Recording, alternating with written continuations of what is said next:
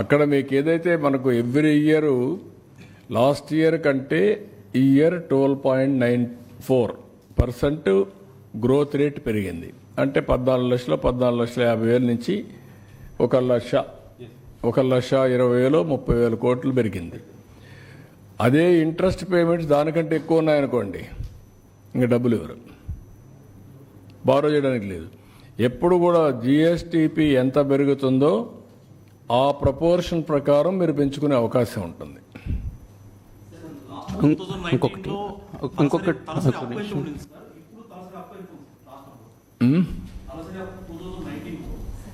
ఒక స్లైడ్ ఉంది, ఆ స్లైడ్ ఉందా? He is asking about per capita డెప్ట్. ఉంది, అది కూడా ఉంది, ఒక స్లైడ్ ఉంది, కానీ ఇక్కడ ఉందో లేదో తెలియదు నాకు, మా వాళ్ళు చేశారు. ఇంకెన్ని నేను పెట్టుకోవాలి, మీతో పెట్టుకోవాలా, ప్రజలకు పెట్టుకోవాలా, ఇంటలెక్చువల్ పెట్టుకోవాలా, ఎప్పటికప్పుడు ఎడ్యుకేట్ చేయాలా. తలసరి అప్పు ఉంది, తలసరి ఆదాయం కూడా ఉంది. సార్ ఇంకొకటి జిహెచ్డిపి గ్రోత్ రేట్, సార్ ఇక్కడ సాంబశివరావు, జిహెచ్డిపి గ్రోత్ రేట్ చూసినప్పుడు 19, 20, 21 ఫైనాన్షియల్ ఇయర్స్లో 5% కనిపించింది ఇప్పుడు స్లైడ్లో. ఆ తర్వాత సమ్వేర్ 15 కనిపించింది 2 years. అంటే ఆ తర్వాత మళ్ళీ డౌన్ అయింది. అవుట్ ఆఫ్ 5 years 2 years నుంచి చాలా వరకు కోవిడ్ ప్రాబ్లమ్స్ అనేది క్లెయిమ్ చేసింది, అన్ని గవర్నమెంట్లు క్లెయిమ్ చేసినప్పుడు. దాని ఇంపాక్ట్ ఉన్నప్పటికీ 13% అది someone. Can you show that slide sir?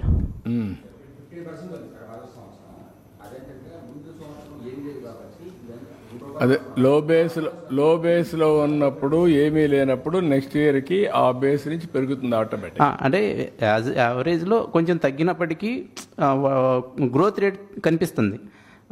Growth rate ఉన్నా కానీ ఎందుకు ఫైనాన్షియల్ హెల్త్ ఇలా డిటరియరేట్ అయ్యింది అనేది. మీరు వచ్చింది ఏంటంటే, నీకు ఆదాయం 100 రూపాయలు వస్తుంది,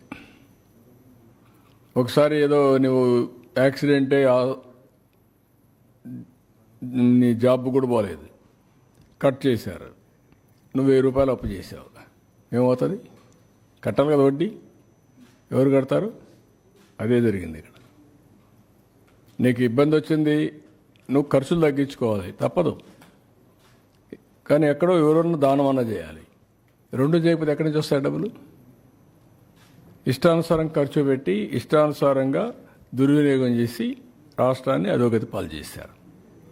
అందుకే మీరు చూపించింది నేను ఏ విధంగా ఎక్స్పెండిచర్ గ్రాడ్యువల్గా క్యాపిటల్ ఎక్స్పెండిచర్ తగ్గింది, ఆదాయం తగ్గిపోయింది, ఖర్చులు మాత్రం పెరిగాయి, అప్పులు పెరిగాయి, డెట్ సస్టైనబిలిటీ జీరోకి వచ్చేసాం. జలసాలు చేసేటప్పుడు ఊర్లో కొంతమంది తిరుగుతూ ఉంటారు, మోసం చేసి డబ్బులు తెస్తూ ఉంటారు. అవన్నీ వాళ్ళు తెలుసుకునే కొద్దికి లేట్ అవుతుంది, తెలుసుకుంటే డబ్బులు ఇచ్చేది మానేస్తారు. అప్పుడు ఇటు బండారం బయటపడుతుంది, ఐపీకి వెళ్తాడు.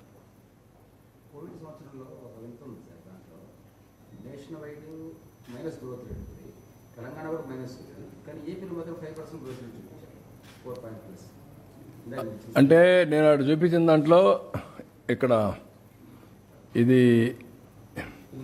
పర్ క్యాపిటల్ ఇన్కమ్ చూడండి, అక్కడ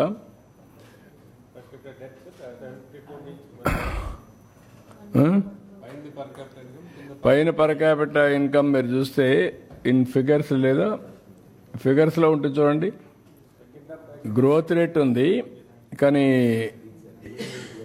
ఎంత ఉందని అప్పటికి ఇప్పటికి పర్ క్యాపిటల్ డెట్ ఎంత ఉంది, పర్ క్యాపిటల్ ఇన్కమ్ ఎంత ఉంది. పర్ క్యాపిటల్ డెట్ అయితే 24కి 1,44,336, పర్ క్యాపిటల్ ఇన్కమ్ వచ్చి 2,34,040 ఉంది.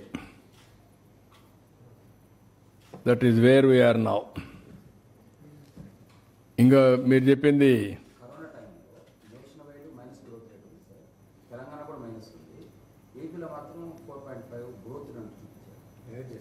అది నేను చెప్పేది మేనేజ్ చేశాను, కిందికి వేసాను, పైన ఉండేది కింద వేసాడు. 18, 19లో ఉండేది కిందికి దించాడు. అందుకే నేను ఆ స్లైడ్ చూపించాను. గ్రోత్ రేట్ చూపించండి ఒకసారి. నేను చూపించిన దాంట్లో గ్రోత్ రేట్ ఉంది ఇయర్ వైజ్, తెలంగాణ, ఆంధ్ర కూడా ఉంది. వెళ్ళు ఇంకా నెక్స్ట్. యా ఒక్క నిమిషం. 13.07, 15.10, 13.47, 14.86, ఇక్కడికి వచ్చేది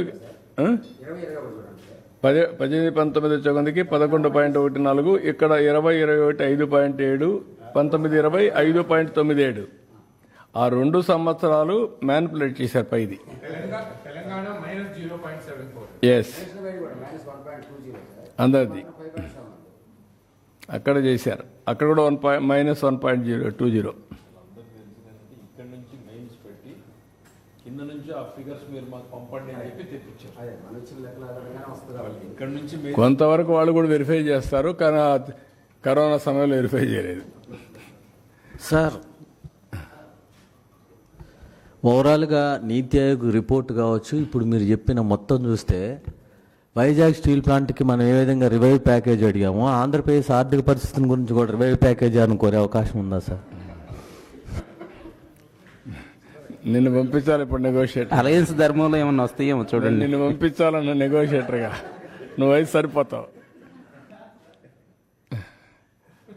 కాదు, ఏదైనా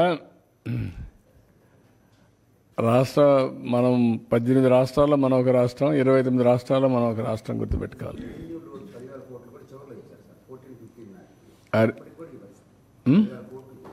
అది కూడా వచ్చింది, రెవెన్యూ లోటు వచ్చింది, ఫైనాన్స్ కమిషన్ డబ్బులు వచ్చాయి. ఎక్కడ దొరికింది అక్కడ పూర్తి చేశారు. అదే ఆ 10,000 వచ్చింది, 15,000 లాగారు. ఎంత ఇదండి 15,000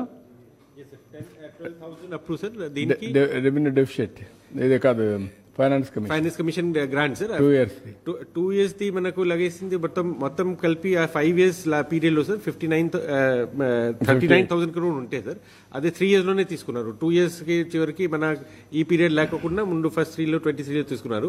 అది కాకుండా రెవెన్యూ డెఫిసిట్ ఫర్ 2015 సార్, ఆ ఇయర్ కి 12,000 crore ఎక్స్ట్రా తీసుకున్నారు. సో మొత్తం కలిపి అంటే వాళ్ళు ప్యాకేజ్ ఇచ్చినప్పుడు వాళ్ళు అంటే ఫైనాన్స్ కమిషన్ ఒక ప్యాకేజ్ 5 years కి ఇచ్చినప్పుడు ఇయర్ వారీగా కొంత ఇస్తారు, టేపర్ చేసి తీసుకొస్తారు. సో టేపరింగ్ లో అంటే లాస్ట్ కి మనకి హెల్త్ పారామీటర్, ఫిజికల్ ఏదో పారామీటర్ అడిగేసి మాకు ఇబ్బందులు ఉన్నాయని చెప్పి మేనేజ్ చేశారు. చెప్పే కదా ఎన్ని చేయాలో అన్ని చేశారు. సార్, 2019-24లో సుమారు 2,75,000 కోట్ల రూపాయలు వెల్ఫేర్ స్కీమ్స్కి ఖర్చు పెట్టామని చెప్పారు సార్. దాని మీద ఏమైనా ఆడిట్ ఏమైనా జరిగిందా సార్? ఎందుకంటే దాంట్లో 1,000 కోట్ల రూపాయలు అక్రమాలు జరిగినాయని చెప్పేసి. ఇప్పుడు ఇంటింటికి చేయాలన్నా కష్టం కదా, అవన్నీ ఎక్కడ పోయినాయో ఎక్కడికి వచ్చాయో ఎన్ని చేయాలి, వాళ్ళ వెరిఫికేషన్ చేయాలన్నా మనం మన పనులు చేయాలన్నా రెండు ఉన్నాయి. చూద్దాం, అది కూడా మీరు చెప్పిన ప్రాబ్లమ్స్ కూడా ఉన్నాయి. ఇప్పుడు అందుకనే కొన్ని డీబీటీ అన్నారు, ఆ డీబీటీ అకౌంట్లో నెంబర్లు కూడా సరిగా లేవు. ఇప్పుడు ఎదిగితే ఎన్పిసిఐ అకౌంట్ కూడా లేవు మా దగ్గర. మొన్న చూసాం 10% ఇక్కడ రాకపోతే ఫ్లడ్స్లో పంపిస్తే నాకు 3-4 times పట్టింది. ఇప్పుడు ఎన్పిసిఐ అకౌంట్స్ అన్నీ అప్డేట్ చేస్తున్నాం. నేషనల్ పేమెంట్ గేట్వే కింద మొత్తం వచ్చినట్టన్నీ కూడా కార్పొరేషన్ ఆఫ్ ఇండియాది మొత్తం అందరి అకౌంట్లు ఒక 10 రూపాయలు వేసి వాళ్ళ అకౌంట్లో వాళ్ళ నెంబర్లను అప్డేట్ చేస్తున్నా. సో దట్ ఎప్పుడన్నా అర్జెంటుగా పంపించడానికి. Sir, political ga question adagachha? You have compared the state finances to be on a ventilator. Not only that, you've also said it's looking like a situation like Sri Lanka. Immediately